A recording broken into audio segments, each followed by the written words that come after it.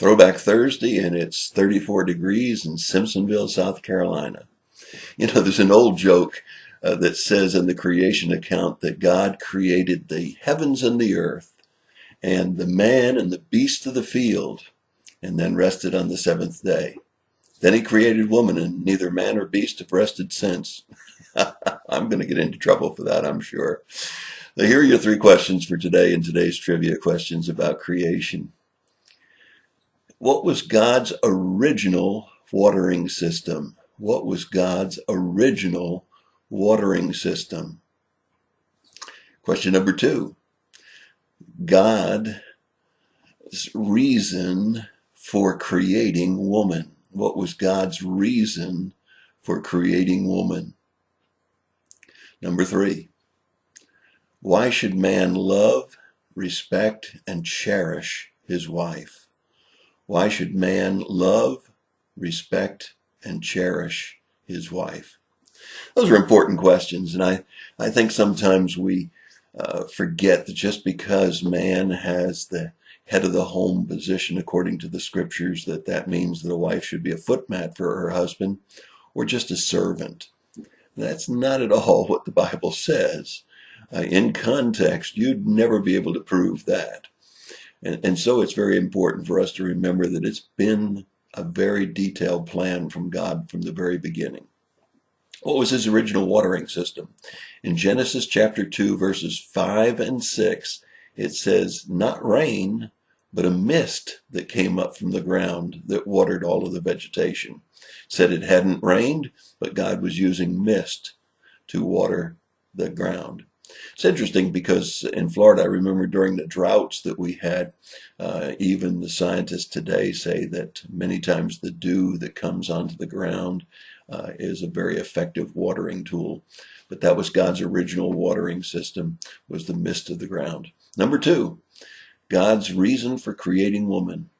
Well, in Genesis chapter 2, verse 18, it says that it was not good for man to be alone.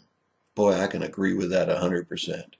And he made him a helper, suitable. Now listen, lots of times at Christmas time, we have a hard time deciding the right kinds of gifts for the people that we want to give gifts to.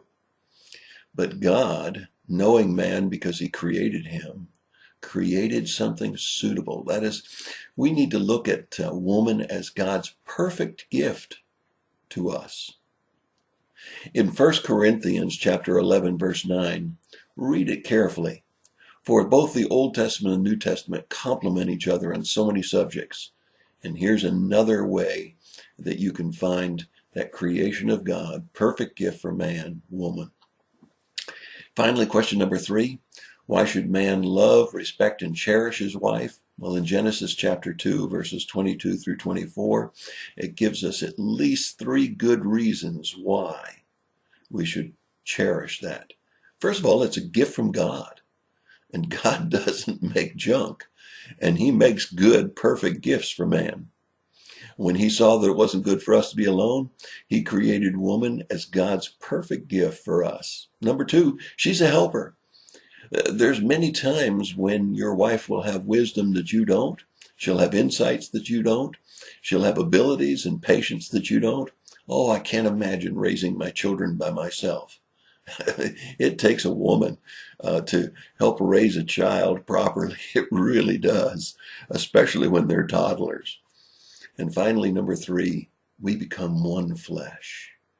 That is, no longer two people living for themselves, but two people living together as self, one flesh. That's why it hurts so bad when a man loses his wife or a wife loses her husband, is it's just like tearing flesh apart when the two are separated. Yes, there's three good reasons why you ought to love, respect, and cherish your wife. God's perfect gift to you, a helper perfectly suited for you, and the two of you become one flesh. Now, you wouldn't go around deliberately hurting your own flesh, would you? Well, then why should we go around hurting our other part of our flesh, our wives? If you think this is just Old Testament teachings, then I suggest you do a little reading in Matthew chapter 19, verses 4 through 6, for Jesus had some words to say about this as well. Those are worth reading today. So when you meditate today, I hope that you'll turn over to Matthew 19, verses 4 through 6. I hope you'll read those words, and I hope then you'll stop and take a minute to worship God, the creator of the heavens and the earth, who gave us a perfect gift by bringing women into our lives. And then I hope that you'll meditate on the words of Matthew 19, 4 through 6. And thank God for your wives. Thank God for the women that have come across your life. Thank God that he didn't care about what others might say, politically correctness or anything else. But he looked at man and said, it's not good for man to be alone. I'm going to make him a perfect gift, a woman. That's your thought for the day. God bless you.